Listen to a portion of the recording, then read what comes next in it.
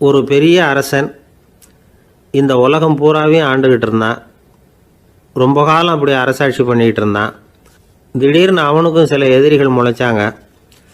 அவங்கெல்லாம் ஒன்று சேர்ந்து இவனை தோற்கடிச்சுட்டாங்க. தோற்று போனதும் இவனுக்கு பயம் வந்துட்டுது, எங்கே எதிரிகள் நம்ம கொண்டுடுவாங்களோ அப்படின்னு. வெளியில் வந்தால் தனக்கு ஆபத்துன்னு பயந்துக்கிட்டு யாருக்கும் தெரியாமல் ஒரு குகைக்குள்ளே போய் பதுங்கி கிடக்கிறான். நிலைமையை பாருங்கள். முதல் நாள் அரண்மனையில் அதிகாரம் பண்ணிக்கிட்டு இருந்தவன் மறுநாள் குகையில் பயந்து போய் பதுங்கி கிடக்கிறான். ராத்திரி நேரம் வந்தது, பசி வயத்தை கிள்ளுது, பிச்சை எடுத்து சாப்பிட வேண்டிய நிலைமை. பிச்சை எடுக்கிறதுக்கு பாத்திரம் வேணுமே, என்ன பண்ணுறது அப்படின்னு அங்கேயும் இங்கேயும் பார்க்குறான். ஒரு மூலையில் யாரோ விட்டுட்டு போன ஒரு ஓடு கிடக்குது. அதை எடுத்துக்கிட்டு புறப்பட்டான். இருட்டில் வழி புரியல. ஏதோ ஒரு யூகத்தில் காலை மெதுவாக எடுத்து வச்சு நடந்து போயிட்டுருக்கிறான். வழியில் ஒரு கருப்பு நாய் படுத்து கிடந்தது. இருட்டில் அவன் இது கண்ணுக்கு சரியாக தெரியல. அவனுக்கு தவறி போய் காலை வச்சுட்டான் அது மேலே. நாய் சும்மா இருக்குமா, வள்ளுன்னு விழுந்து கடிச்சு விட்டுது. காலை பார்க்குறான், காலத்தையும் நினச்சி பார்க்குறான். அரண்மனையில் வீரக்கழல் அணிந்த காலை உடைய மன்னா அப்படின்னு புகழ்வாங்களே புலவர்கள்லாம். ஆனால் அது இன்றைக்கி நாய் கடித்த காலம் ஆகிட்டுதே அப்படின்னு நினைக்கிறான். அது மட்டும் இல்லை, முன்னாடியெல்லாம் பொற்கிண்ணங்களில் தான் அவன் சாப்பிடுவான். ஆனால் இப்போது உடஞ்சி போன ஓட்டு, அது ஓட்டை கையில் வச்சுக்கிட்டு நிற்கிறான். அதில் யாராவது சாப்பாடு போடுவாங்களான்னு. முன்னாடியெல்லாம் நிறைய பேர் அரண்மனைக்கு வருவாங்க. அரசருக்கு காணிக்கைன்னு சொல்லி இவன் காலடியில் கொண்டாந்து கொட்டுவாங்க. அப்போல்லாம் இவன் அந்த ஜனங்களுடைய முகத்தை திரும்பி கூட பார்க்கறதில்ல. ரொம்ப கர்வமாக உட்காந்துருப்பான். அதே ஆள் இன்றைக்கி எல்லார் கண்ணுலேயும் படுறது மாதிரி பிச்சை எடுத்துக்கிட்டு இருக்கிறான். அப்போலாம் காணிக்கைகளை தன்னுடைய கையால் வாங்கிறது தனக்கு கௌரவ குறைச்சல்னு நினச்சி தன்னுடைய வேலைக்காரங்களை விட்டு தான் அதை வாங்க சொல்லுவான். இப்போ பார்த்தீங்கன்னா அவனே தன் கையாலேயே பிச்சை வாங்குறான். நினச்சி பாருங்கள், அந்த மனுஷன் நாள் அரசன், மறுநாள் பிச்சைக்காரன். எவ்வளோ வித்தியாசம்! செல்வம் தான் இப்படி ஒரு வித்தியாசம் ஏற்படுறதுக்கு காரணம். அப்படிப்பட்ட செல்வம் வாழ்க்கையை நடத்துறதுக்கு நமக்கு தேவை தான். ஆனால் அதையே நாம் அடைய வேண்டிய பயனாக நினைக்கிறோம் பாருங்கள், அதுதான் வேடிக்கை. இதை நம்மாழ்வார் அழகாக ஒரு பாசுரத்தில் சொல்கிறார். ஒரு நாயகமாய் ஓட உலகுடன் ஆண்டவர், கருணாய் கவர்ந்த காலர், சிதைகிய பானையர், பெருநாடு காண இம்மையிலே பிச்சைதாம் கொள்வர், திருநாரணன் தாழ் காலம் பெற சிந்தித்து உய்மினோ அப்படிங்கிறார் நம்மாழ்வார். ஒரு பெரிய பணக்காரர் ஒரு துறவிகிட்ட போய், சாமி என்கிட்ட நிறைய பணம் இருக்குது, இருந்தாலும் நிம்மதி இல்லை, என்னால் நிம்மதியாக இருக்க முடியல, என்ன காரணம்னு கேட்டாராம். உடனே அந்த துறவி இதுக்கு நேரடியாக பதில் சொல்லாமல் பக்கத்தில் நின்றுக்கிட்டு இருந்த ஒரு குழந்தைய கூப்பிட்டார். அது ஓடியாந்தது. ஒரு ஆப்பிள் பழத்தை எடுத்து அது கையில் கொடுத்தார். அதை வாங்கிக்கிட்டு குழந்தை சிரிச்சுது. இன்னொரு பழத்தை எடுத்து கொடுத்தார். அதை இன்னொரு கையில் வாங்கிட்டு சிரிச்சுது. மூணாவது ஆப்பிள் எடுத்து கொடுத்தார். 2 பழத்தையும் நெஞ்சில் அணைச்சிக்கிட்டு 3ஆவது பழத்தையும் வாங்கிறதுக்கு முயற்சி பண்ணிச்சு. ஆனால் அது உடனே நழுவி கீழே விழுந்து உருண்டு ஓடிச்சு. ஏற்கனவே இருந்ததும் விழுந்துட்டுது. இப்போ அந்த குழந்தை அழ ஆரம்பிச்சுட்டுது. இப்போ அந்த துறவி பணக்காரர்கிட்ட சொன்னாராம், குழந்தைய கவனிச்சியா, 2 ஆப்பிள் போதும்னு அது நினச்சிருந்தா இப்போ அது அழ வேண்டிய அவசியம் வந்திருக்குமா அப்படின்னாராம். எதுவுமே அளவுக்கு மிஞ்சினா துன்பந்தான். இந்த காலத்தில் இதெல்லாம் யார் காதில் வாங்குறாங்க? ஒருத்தனை நல்ல வழிக்கு கொண்டு வரணும்னு நினச்சி அவனை கூப்பிட்டு உட்கார வச்சு இந்த கதையை சொல்லிகிட்டு இருந்தாங்க. சொல்லிவிட்டு அந்த குழந்தை செஞ்சது தப்பு தானே அப்படின்னு கேட்டிருக்கிறாங்க. ஆமாம், தப்பு தான், நானாக இருந்தால் அப்படி செஞ்சுருக்க மாட்டேன் நானா இவன். 2 பழமே போதும்னு சொல்லியிருப்பியா அப்படின்னு கேட்டிருக்காங்க. அப்படி இல்லைங்க, அவர் கொடுக்க கொடுக்க ஒவ்வொரு பழமாக வாங்கி பின்னாடி வச்சுட்டு மறுபடியும் கையை நீட்டுவேன் அப்படிங்கிறானா. இவெல்லாம் எந்த காலத்தில் திருந்துறது? ஒரு வயசான பாட்டியும் தாத்தாவும் ஒரு பூங்காவில் உட்காந்து பேசிக்கிட்டு இருக்கிறாங்க. அவங்களுக்கு கல்யாணம் ஆகி 53 வருஷம் ஆச்சு. பிள்ளைங்கள்லாம் படித்து பெரிய பெரிய வேலையில் இருக்கிறாங்க. பேரன் பேத்திகளும் நல்ல நிலைமையில் இருக்கிறாங்க. இந்த தாத்தாவும் பாட்டியும் சிரித்து பேசிக்கிட்டு இருந்ததை ஒரு பெரியவர் பார்த்தார். அவருக்கு ஆச்சரியமாக இருந்தது. இந்த வயசுலேயும் இவ்வளவு அந்யோன்யமாக இவங்க பேசிக்கிட்டு இருக்கிறாங்களே அப்படின்னு நினச்சார். சரி, நேரிலேயே கேட்டுருவோமே அப்படின்னு நினச்சிக்கிட்டு கிட்ட போனார். உங்கள் மன வாழ்க்கையின் வெற்றிக்கான ரகசியம் என்ன அப்படின்னு கேட்டார்.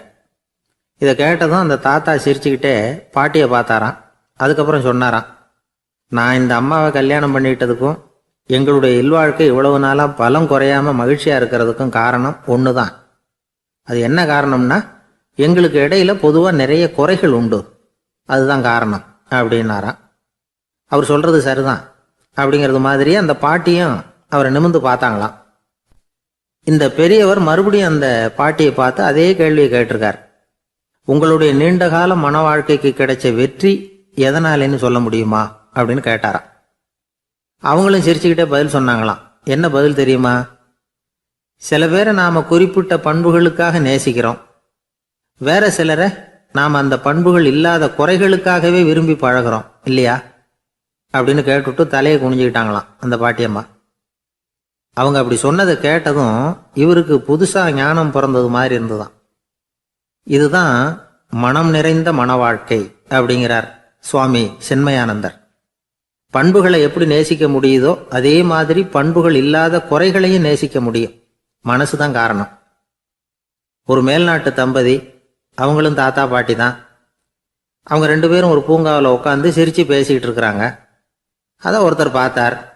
அவருக்கு ஆச்சரியம், இவ்வளவு காலம் ஆகி இந்த வயசுலயும் இப்படி அன்பா பேசிக்கிட்டு இருக்கிறாங்களே அப்படிங்கிற ஆச்சரியம். கிட்ட நெருங்கி போனாரு. கேட்டார், ஏன் தாத்தா உங்களுக்கு கல்யாணம் ஆகி எவ்வளவு வருஷம் ஆச்சுன்னார். 55 வருஷம் ஆச்சுன்னாராம் அவரு. இன்னமும் இவ்வளவு சந்தோஷமா இருக்கிறீங்களே, அதுக்கு என்ன காரணம்னு கேட்டிருக்கார். அதுக்கு என்ன காரணம்னா, இதுவரைக்கும் எங்களுக்குள்ள சண்டையே வந்ததில்லை அப்படின்னாராம். அது எப்படி முடியும்னு கேட்டிருக்கார் இவர் ஆச்சரியமா. அந்த தாத்தா சொல்ல ஆரம்பிச்சாராம், இதை பாருப்பா, எங்களுக்கு கல்யாணம் ஆன புதுசுல நானும் என்னுடைய மனைவியும் ஒரு குதிரை மேலே ஏறி ஒரு காட்டு வழியா போய்கிட்டு இருந்தோம். கொஞ்ச தூரம் போனதும் அந்த குதிரை எடக்கு பண்ணிச்சு. நான் உடனே கீழே இறங்கி அந்த குதிரையை பார்த்து, இது உனக்கு முதல் தடவை அப்படின்னு மிரட்டெல்லாம் சொல்லிவிட்டு ஏறி உக்காந்தேன். மறுபடியும் போனோம். கொஞ்சம் தூரம் குதிரை நல்லபடியாக நடந்து போச்சு. மறுபடியும் எடக்கு பண்ண ஆரம்பிச்சுட்டுது. நான் கீழே இறங்கினேன். கையில் இருந்த சாட்டையால் ஓங்கி ஒரு அடி கொடுத்தேன். இது உனக்கு 2வது தடவை அப்படின்னு சொல்லிவிட்டு ஏறி உக்காந்தேன். மறுபடியும் குதிரை கொஞ்சம் தூரம் நல்ல விதமாக நடந்து போச்சு. அப்புறமும் எடக்கு பண்ண ஆரம்பிச்சுட்டுது. அந்த சமயத்தில் ஒரு ஆற்று பாலத்தை கடந்து போய்கிட்டு இருக்கிறோம். நான் கீழே இறங்கினேன். என்னுடைய மனைவியையும் கீழே இறங்க சொன்னேன். அந்த குதிரையை பிடிச்சி அப்படியே ஆற்றுல தள்ளி விட்டுட்டேன். தள்ளி விட்டுட்டு, இது உனக்கு கடைசி தடவை அப்படின்னு சொன்னேன். அதை பார்த்ததும் என் மனைவி பதறி போயிட்டாங்க. போய், ஐயோ பாவம், என்ன இப்படி பண்ணிவிட்டீங்க, உங்களுக்கு மனசில் கொஞ்சம் கூட இறக்கமே இல்லையா அப்படின்னாங்க. நான் மெதுவா இவங்க பக்கம் திரும்பி, இது உனக்கு முதல் தடவை அப்படின்னேன். அவ்வளவுதான். அன்னையிலேருந்து இன்னைய வரைக்கும் ஒரு நாள் கூட எங்களுக்குள்ள சண்டையே வந்ததில்லை அப்படின்னு விளக்கம் கொடுத்தார் அந்த தாத்தா. ஒரு ஊர்ல ஒரு மன்னன் இருந்தான், கொடுங்கோல் மன்னன். நிறைய தொந்தரவு பண்ணிக்கிட்டு இருந்தான். அவன் ஒரு தடவை என்ன பண்ணான் தெரியுமா? ஒரு தப்பும் பண்ணாத ஒரு இளைஞனை பிடிச்சி ஜெயிலில் அடைச்சுட்டான். அந்த பையனோட சொந்தக்காரங்கள்லாம் ராஜா கிட்ட போனாங்க. அவன் ஒரு தவறும் பண்ணலை, அவனை விடுதலை பண்ணுங்க அப்படின்னு கெஞ்சி கேட்டுக்கிட்டாங்க. மன்னன் யோசனை பண்ணான். அந்த இளைஞனை கூப்பிட்டுக்கிட்டு வர சொன்னான். அவனை கொண்டாந்து ராஜா முன்னாடி நிறுத்தினாங்க. இதை பாருப்பா, உன்னை நான் விடுதலை பண்ணுவேன், ஆனால் ஒரு கண்டிஷன். அந்த நிபந்தனையை நீ நிறைவேற்றினா உனக்கு விடுதலை அப்படின்னா மன்னன். சரின்னு ஒத்துக்கிட்டான் பையன். மன்னன் கண்டிஷன் என்னங்கிறத சொன்னான். உங்ககிட்ட ஒரு செம்மறி ஆட்டை கொடுக்க போகிறேன். 1 மாதத்துக்கு அதுக்கு தேவையான தீனியையும் கொடுக்க போகிறேன். 1 மாதம் கழித்து அந்த ஆட்டை எடை போட்டு பார்ப்பேன். அந்த ஆட்டின் எடை கொஞ்சம் கூட கூடி இருக்கக்கூடாது. எடை கூடி இருந்தால் உனக்கு விடுதலை கிடையாது. என்ன சொல்கிற அப்படின்னா. பையனுக்கு ஒன்றும் புரியல, பயமாக போயிட்டுது. குழம்பிக்கிட்டே நின்றுக்கிட்டு இருக்கிறான். சரி, ஒரு நாள் டைம் தரேன், நல்லா யோசனை பண்ணி பார்த்துட்டு நாளைக்கு உன் முடிவை சொல்லு அப்படின்னா மன்னன். பையன் கவலையோடு வெளியில் வந்தான். அங்கே ஒரு பெரியவர் நின்றுக்கிட்டு இருந்தார். அவர்கிட்ட விஷயத்தை சொன்னான். அந்த பெரியவர் இந்த பையனுக்கு காதோட காதாக ஒரு வழியை சொல்லி கொடுத்தார்.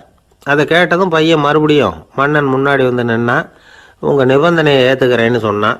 மன்னன் ஒரு ஆட்டுக்குட்டியையும் அதுக்கு 1 மாதத்துக்கு தேவைப்படுற தீவனத்தையும் கொடுக்கும்படியாக உத்தரவு போட்டான். கொடுத்தாங்க, ஓடிட்டு போயிட்டான். 1 மாதம் தினமும் தவறாமல் அந்த தீவனத்தை ஆட்டுக்குட்டிக்கு போட்டுக்கிட்டு இருக்கிறான். 1 மாதம் கழித்து அந்த ஆட்டை அரண்மனைக்கு ஓட்டிகிட்டு போனான். மன்னன் அதை எடை போட்டு பார்க்குறான். எடை கூடவே இல்லை, அப்படியே தான் இருக்குது.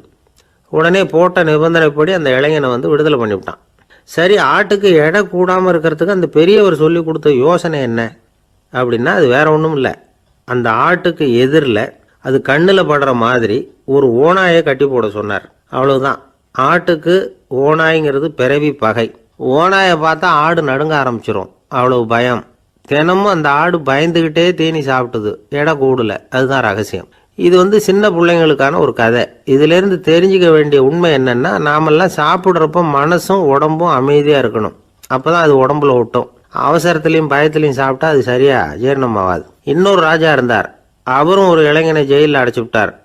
விடுதலை பண்ணணும்னா ஒரு கண்டிஷன்னார். என்னன்னு கேட்டான். ஒரு ஆட்டுக்குட்டியை அவன் முன்னாடி கொண்டாந்து நிறுத்துவேன்.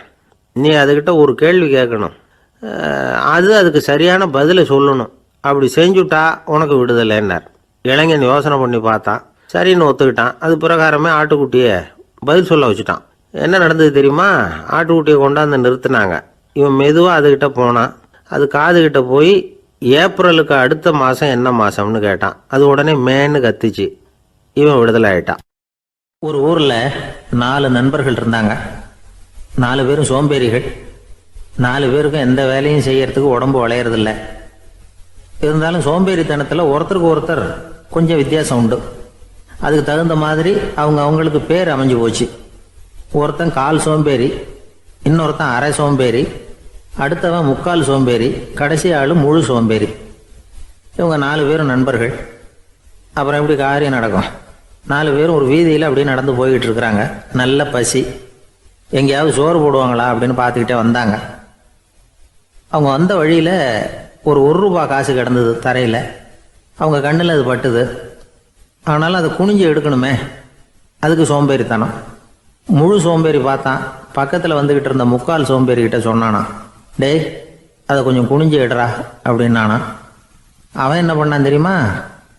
அதுக்கு அடுத்தபடியாக வந்த அரை சோம்பேறிக்கிட்ட சொன்னானா, டேய் நீ அதை கொஞ்சம் குனிஞ்சு எடுறா அப்படின்னானா. அவன் இவனை விட மோசம். அடுத்தவங்ககிட்ட சொல்லியிருக்கிறான். அவனும் குனியறதுக்கு தயாராக இல்லை. ஆக கூடி கடைசியில் யாருமே காசை எடுக்கலை. என்னத்துக்கு அனாவசியமாக உடம்ப வளைச்சிக்கணும் அப்படின்னு எல்லாரும் பேசாமல் வந்துட்டாங்க. அவங்க பாட்டுக்கு நடந்து வந்துக்கிட்டே இருக்கிறாங்க. எதிரில் ஒருத்தன் வாழைப்பழத்தை வண்டியில் வச்சு தள்ளிக்கிட்டே வந்தான். ரூபாய்க்கு 4 பழம்னு கூவி விற்றுக்கிட்டே வர்றான். இப்போ அந்த முழு சோம்பேறி சொன்னானா, டேய் வழியில் கிடந்ததை 1 ரூபா, அதையாவது எடுத்துக்கிட்டு வந்திருந்தா இப்போ இந்த பழத்தை வாங்கி ஆளுக்கு ஒன்று சாப்பிடலாமே அப்படின்னானா. ஆமாம் சாப்பிட்ருக்கலாமே அப்படின்னாங்களாம் மற்றவங்களும். ஆனாலும் திரும்பி போய் அதை எடுக்கணும்னு யாருக்கும் தோணலை. பேசாமல் சோர்ந்து போய் நடந்து வந்தாங்களாம். இருட்டி போச்சு. வழியில் ஒரு கோவில். சரி இங்கேயே படுத்து தூங்குவோம் அப்படின்னா ஒருத்தன். அதுதான் சரின்னாங்க மற்றவங்களும். அப்படியே மண்டபத்தில் படுத்துட்டாங்க. கோவில் அர்ச்சகர் வேலையெல்லாம் முடிச்சு விட்டு வெளியில் வந்திருக்காரு. இவங்கள பார்த்தாராம். ஏன் இப்படி சோர்ந்து போய் கிடக்குறீங்க அப்படின்னு விசாரிச்சிருக்காரு. 2 நாளாச்சுங்க நாங்கள் சாப்பிட்டு அப்படின்னாங்களாம். அவர் உடனே ஐயோ பாவம் அப்படின்னு சொல்லி பானை, விறகு, அரிசி, தண்ணி எல்லாம் கொடுத்து நீங்களே சமையல் பண்ணி சாப்பிட்டுக்குங்க அப்படின்னு சொல்லிவிட்டு போயிட்டார். இந்த 4 பேருக்கும் சமையல் பண்ணி சாப்பிட்ணும்னு ஆசையாக தான் இருந்தது. ஆனால் அடுப்பு பற்ற வைக்கணுமே, அதுக்கு தீப்பெட்டி வேணுமே. தீப்பெட்டி இல்லை. இப்போ முழு சோம்பேறி ஆரம்பித்தான். அடுத்தவனை பார்த்து, டேய் கடைக்கு போய் ஒரு தீப்பெட்டி வாங்கிட்டு வாயேன் அப்படின்னு நானா. அவன் வழக்கம் போல் அடுத்தவங்ககிட்ட சொல்லியிருக்கான். அவன் அதுக்கு அடுத்தவங்ககிட்ட சொல்லியிருக்கிறான். கடைசியாக கால் சோம்பேறிக்கிட்ட வந்து சேர்ந்தது. அவனும் அது நம்மால் முடியாது அப்படின்னு பேசாமல் இருந்துட்டான். இப்போ தீப்பெட்டி வேணுமே, அதுக்கு என்ன பண்ணுறது? அவங்களுக்குள்ளே பேசி ஒரு முடிவுக்கு வந்தாங்களாம். அதாவது யார் முதல்ல வாயை திறந்து பேசுகிறாங்களோ அவங்க தான் தீப்பெட்டி வாங்கிறதுக்கு போகணும் அப்படின்னு. அவ்வளவுதான். உடனே 4 பேரும் வாயை கெட்டியாக மூடிக்கிட்டு படுத்துக்கிட்டாங்க. அவங்க சமையல் பண்ணி சாப்பிட்டாங்களா என்ன அப்படிங்கிறது அர்ச்சகருக்கு தெரியல. சரி பார்த்துட்டு வரலாமேன்னு வந்தார். வந்து பார்க்குறாரு, இவங்க 4 பேரும் அசையாமல் படுத்து கிடக்குறாங்க. அர்ச்சகர் பயந்துட்டார். ஒருவேளை பசி தாங்காமல் செத்து போட்டாங்களோ அப்படிங்கிற பயம், அல்லது நாம் கொடுத்த உணவுப் பொருளில் ஏதாவது விஷம் கலந்துருக்குமோ அப்படின்னும் பயந்தார். அப்படின்னா நம்ம மேலே பழி வந்துருமே அப்படின்னு நினச்சி நடுங்க ஆரம்பிச்சிட்டார். அப்புறம் அவரும் ஒரு முடிவுக்கு வந்தாராம்.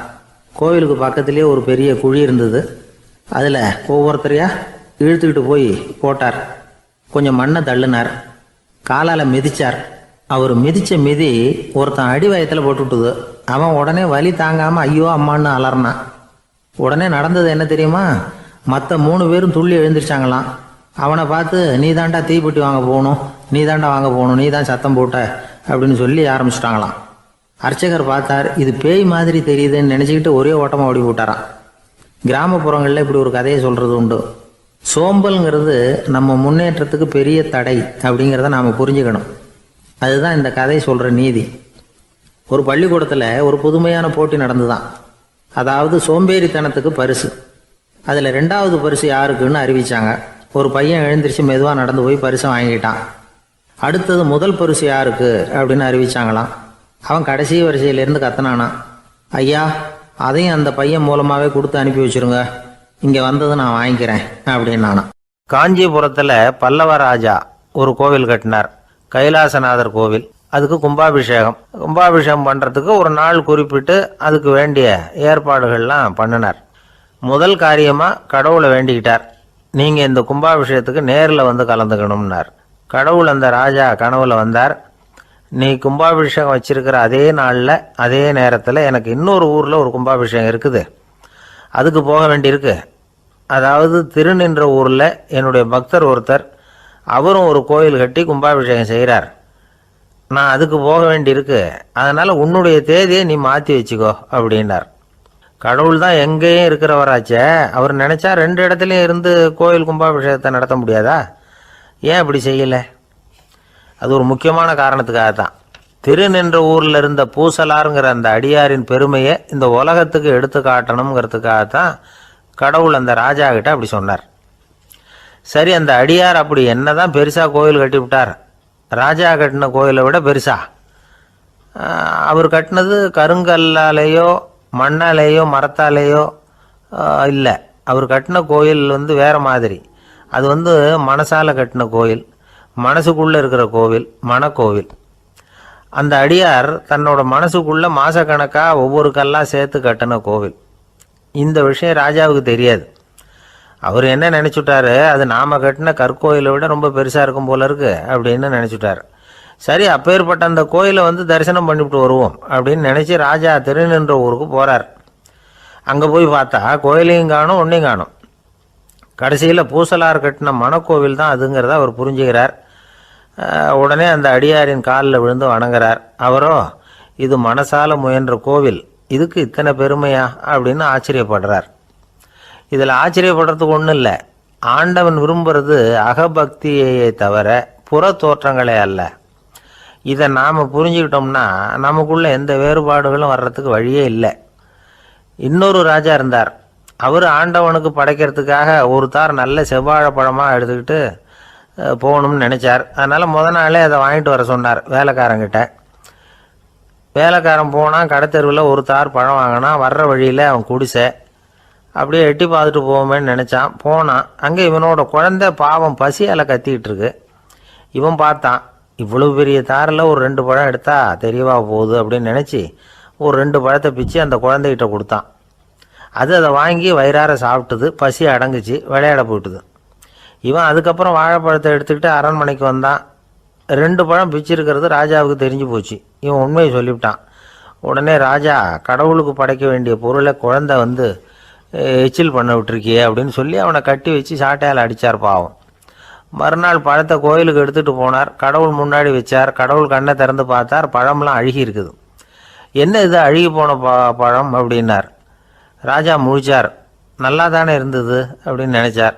அப்போ கடவுள் அந்த ராஜா கிட்ட சொன்னாராம், இதை பார்ப்பா, இந்த தாரில் 2 பழம் தான் நல்ல பழம், அந்த 2 பழங்களையும் நேற்றுக்கே நான் சாப்பிட்டுட்டேன் அப்படின்னாராம். அப்போ தான் ராஜாவுக்கு புரிஞ்சுது, ஏழை குழந்தையின் பசியை தீர்க்கறதுக்காக உதவுன அந்த 2 பழம்தான் இறைவன் சாப்பிட்ட பழம்னு. இறைவன் இருக்கிற இடம் எது? இதுதான். ஒரு ஊரில் ஒரு ஆள் இருந்தான், தையல் கடை வச்சிருந்தான். அவங்கிட்ட ஒருத்தன் ஒரு சட்டை துணி எடுத்து கொடுத்து தைக்க சொல்லியிருந்தான். வர்ற சனிக்கிழமை வா, வாங்கிட்டு போ அப்படின்னு அவன் சொல்லியிருந்தான். அதே மாதிரி இவன் வந்தான். அவன் தச்சு வச்சிருந்த சட்டையை கொடுத்தான். இவன் வாங்கி அங்கேயே போட்டு பார்த்தான். கை நீளம் ஒன்றுக்கு ஒன்று வித்தியாசமாக இருந்தது. வலது கை இடது பக்கத்தை விட நீளம் குறைச்சலாக இருந்தது. அவன் முணுமுணுக்க ஆரம்பிச்சுட்டான், என்ன இது இப்படி தைச்சுட்டியேன்னு. இதுக்கு அவன் சொன்னான், ஐயையோ இதுக்காகவா சங்கடப்படுறீங்க, வலது கையை மட்டும் கொஞ்சம் உள்ள இழுத்தாப்புல வச்சுக்கிட்டீங்கன்னா சரியா போகுது, மற்றபடி அந்த சட்டையில் உள்ள கலை அம்சத்தை கவனிங்க, எவ்வளவு அற்புதமாக தைச்சிருக்கேன் பாருங்க, ஒரு சின்ன குறைய இப்படிலாம் பொருட்படுத்த வேண்டியதில்லை, நான் சொன்னது மாதிரி கையை கொஞ்சம் உள்ள இழுத்தது மாதிரி வச்சுக்கிட்டு நடந்து போங்க, ஜோரா இருக்கும் அப்படின்னா. அவனும் யோசிச்சு பார்த்தான். சரியான யோசனையாக தான் தோணுச்சு. கொஞ்சம் முயற்சி பண்ணி வலது கையை கொஞ்சம் உள்ள இழுத்து சட்டை சரியா இருக்கிறது மாதிரி பண்ணிக்கிட்டான். இப்போ மறுபடியும் ஒரு பிரச்சனை. வலது கையை உள்ளே இழுத்த மாதிரி அப்படியே வச்சுக்கிட்டதும் முதுகு பக்கம் கொஞ்சம் துணி தளர்த்தியாக தொங்குறது மாதிரி தெரிஞ்சுது. என்ன இது, முதுகு பக்கம் துணி குவிஞ்சுட்டுதே, தொங்குதே அப்படின்னா மறுபடியும், அடடா இதுக்காகவா கவலைப்படுறீங்க, உடம்ப அதுக்கு தகுந்த மாதிரி கொஞ்சம் வளைச்சிக்கிட்டா சரியா போடுது. இதுக்காக அந்த அழகான தையலை பிரித்து அதில் உள்ள கலை அம்சத்தை கெடுக்கிறதுக்கு என் மனசு இடம் தரல. எவ்வளவுக்கு தளர்த்தியா இருக்கோ அவ்வளவுக்கு கொஞ்சம் உடம்ப வளைச்சி அப்படி குனிஞ்சது மாதிரி போங்க போதும் அப்படின்னா. அதுவும் நல்ல யோசனையாக தான் பட்டுது இவனுக்கு. சரின்னு சொல்லிவிட்டு புறப்பட்டான். தெருவில் இறங்கினா, கையை கொஞ்சம் உள்ளே இழுத்தான், உடம்ப கொஞ்சம் முன்னால் வளைச்சான், சட்டைக்கு தகுந்த மாதிரி உடம்ப பண்ணிக்கிட்டான், மெதுவாக நடந்து போகிறான். இப்போ எதிரில் இன்னொருத்தன் வரான். இவனை பார்க்குறான், இவன் போட்டிருக்கிற சட்டையை பார்க்குறான். ஆஹா அற்புதம்ங்கிறான். சும்மா சொல்லக்கூடாது, ரொம்ப நல்லா இருக்குது, நிச்சயமா இது இந்த ஊர் மேல தெருவில் இருக்கிற ஒருத்தன் இருக்கானே, அவன் தைச்சதா தான் இருக்கணும் அப்படின்னா. இதை கேட்டதான் அவனுக்கு ஆச்சரியம். எப்படி அவ்வளவு கரெக்டா கண்டுபிடிச்சிங்க அப்படின்னு கேட்டிருக்கான். இதுக்கு அந்த வழிபோகன்னு சொன்னானா, அவன் ரொம்ப கெட்டிக்காரன், உங்களை மாதிரி உடம்பும் கையும் வளைஞ்சு போன ஒரு ஆசாமிக்கு அவனை தவிர வேற யாராலேயும் இவ்வளவு பொருத்தமான ஒரு சட்டையை தைக்க முடியாது அப்படின்னானா. பாருங்க, அவனுக்காக இவன் அனுசரிக்க போய் இவனோட நிலைமை எப்படி ஆயிடுது பாருங்க. இதே மாதிரி தான் சில சடங்குகளும் சம்பிரதாயங்களும் நம்மளை கோமாளி ஆக்கி விட்டுரும். எதுவா இருந்தாலும் அதுல அறிவுபூர்வமான அணுகுமுறை அவசியம்.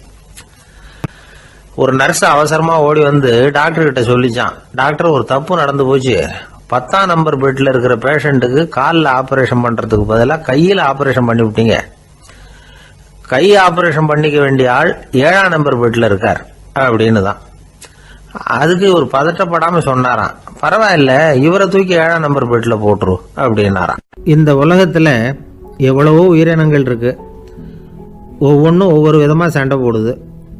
இப்போ 2 மாடு சண்டை போட்டுக்குதுன்னு வச்சுங்க, என்ன பண்ணும், 2 முட்டிக்கும். அதுக்கு சண்டை போடுறதுக்கு ஆயுதமாக உபயோகப்படுறது அதோட கொம்பு. 2 சேவல் சண்டை போட்டுக்குதுன்னு வச்சுங்க, அதுக்கு ஆயுதமாக உபயோகப்படுறது அதோட கால் நகம். காலால் தான் அது ஒன்றோட ஒன்று சண்டை போட்டுக்கும். ஆனால் 2 மனுஷன் சண்டை போட்டுக்கிறான்னு வச்சுங்க, இவன் இன்னதை தான் ஆயுதமாக உபயோகப்படுத்துவான்னு குறிப்பிட்டு சொல்ல முடியாது. கல்லை எடுப்பான், கத்தி எடுப்பான், துப்பாக்கி எடுப்பான், என்ன வேணாலும் பண்ணுவான். வாயால் திட்டுவான், கையால் அடிப்பான், காலால் உதைப்பான், சகலகலா வல்லவன். விலங்குகள்லாம் பொதுவாக வாயை சாப்பிட்றதுக்கு மட்டும்தான் உபயோகப்படுத்துது. ஆனால் இவனுக்கு சாப்பிட்றதுக்கும் அதுதான், சாப்பிட்டு விட்டு திட்டுறதுக்கும் அதுதான். ஆனால் ஒரு விஷயத்தில் மட்டும் கெட்டிக்கிறேன். அதாவது நாம் சண்டை போட்டுக்கிட்டாலும் பரவாயில்லை, கோழிகள் சண்டை போடாமல் இருக்கணும் அப்படின்னு ஆசைப்படுறான். எதுக்காக? கோழிகள் சண்டை போடாமல் இருந்தால் நிறைய முட்டைகள் போடுமா, அதுக்காக தான் இந்த அக்கறை. கோழி பண்ணை வச்சிருக்கிறவங்களுக்கு இது ஒரு பெரிய பிரச்சனை. அதாவது பண்ணையில் இருக்கிற கோழிகளுக்குள்ளே அடிக்கடி சண்டை வந்துடும், அதனால் முட்டை உற்பத்தி குறைஞ்சிரும். சரி, இதுக்கு என்ன பண்ணுறது? பண்ணையில் போய் உட்காந்துக்கிட்டு தினமும் பஞ்சாயத்து பேசிகிட்டு இருக்க முடியுமா? அமெரிக்காவில் கோழி பண்ணை வச்சிருக்கிற ஒருத்தர் இதை பற்றி யோசனை பண்ணி பார்த்தாராம். ஒரு வழியையும் கண்டுபிடிச்சிருக்கார். கோழிக்கெல்லாம் மூக்கு கண்ணாடி மாட்டி விட்டுட்டோம்னா அது சண்டை போடுற குணம் குறைஞ்சிரும், முட்டை அதிகமாகிடும். அந்த கண்ணாடியில் உள்ள லென்ஸு சிவப்பு நிறத்தில் இருக்கணும், அவ்வளவுதான் அப்படின்னு அவர் கண்டுபிடிச்சாராம். இது ஏற்கனவே நடைமுறையில் கண்டுபிடிக்கப்பட்ட ஒரு விஷயம். ஆனால் எல்லா கோழிக்கும் சிவப்பு மூக்கு கண்ணாடி எப்படி மாட்டி விடுறது? அப்படியே மாட்டி விட்டாலும் அது நழுவாமல் இருக்கணுமே. இப்போ நாமெல்லாம் நடு விரலால் மூக்கு கண்ணாடி நடுவில் தொட்டு அப்படி ஸ்டைலாக சரி பண்ணிக்கிறோம், அது மாதிரி கோழி எப்படி சரி பண்ணிக்கும்? இதுதான் பிரச்சனை. இதுக்கு அவர் என்ன வழி கண்டுபிடிச்சாருன்னா, கோழிக்கெல்லாம் மூக்கு கண்ணாடிக்கு பதிலாக விழியொட்டு வில்லைகள், கான்டாக்ட் லென்ஸ், அதை பொருத்தி விட்டா என்ன அப்படின்னு யோசனை பண்ணார். அதே மாதிரி பண்ணார். அதே மாதிரி செஞ்சு பார்த்தார், வெற்றி. அதுக்கப்புறம் கோழியெல்லாம் சண்டை போட்டுக்கலையாம், சமாதான பிரியர்கள் ஆகிட்டு தான். கோழிகளுக்கு இயல்பாகவே சண்டை போடுற குணம் உண்டு. ஆனால் அதோட கண்ணுக்கு பார்க்குற பொருள்லாம் ரோஜா நிறத்துலையோ அல்லது இன்னும் சொல்ல போனால் அழுத்தமான சிவப்பு நிறத்துலையோ தெரிஞ்சதுன்னா சண்டை போடுற குணம் குறைஞ்சிருதான். அந்த சமயத்தில் அது அதிகமாகவும் முட்டையிட ஆரம்பிச்சுடுதான். அதே நேரத்தில் இறை எடுக்கிறத கூட குறைச்சிக்குதான். இது ஏன் இப்படி பண்ணுதுங்கிறது விஞ்ஞானிகளுக்கு இன்னமும் புரியலையா. எப்படியோ அமெரிக்க கோழிகள்லாம் கான்டாக்ட் லென்ஸ் பொருத்திக்க ஆரம்பித்தாச்சு.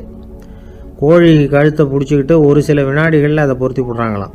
கோழியோட ஆயுள் பூரா அது அப்படியே இருக்குமா. பண்ணையில் முட்டை உற்பத்தி குறைஞ்சா இது மாதிரி விஞ்ஞானபூர்வமாக பரிகாரம் தேடுறது தான் நல்லது. நமக்கு வேண்டியப்பட்ட ஒருத்தர் அவர் ஒரு கோழி பண்ணை வச்சுருந்தார். அந்த பண்ணையில் பாதி கோழி திடீர்னு செத்து போச்சு. உடனே ஒரு கால்நடை மருத்துவர்கிட்ட போக வேண்டியது தானே. அங்கே போகல. உள்ளூரில் மந்திரம் பண்ணிகிட்டு இருந்த ஒரு சாமியார்கிட்ட போனார். அவர் காலில் விழுந்தார். சாமி, என் பண்ணையில் பாதி கோழி செத்து போட்டுதுன்னார். சாமியார் யோசனை பண்ணார். சரி, பண்ணையில் வாசப்படி கிழக்கு பக்கமாக வச்சுருக்கியா மேற்கு பக்கமாக வச்சுருக்கியான்னு கேட்டார். கிழக்கு பக்கமாக இருக்குன்னார் அவர். அதுதான் தப்பு, மேற்கு பக்கமாக அதை மாற்றி சரியாக போடும்னாராம். அதே போல் இவர் போய் மாற்றிவிட்டார். அப்பவும் பாதி செத்து போச்சு. மறுபடியும் வந்து சொன்னார், சாமி மறுபடியும் பாதி கோழி செத்து போட்டுதேன்னார்.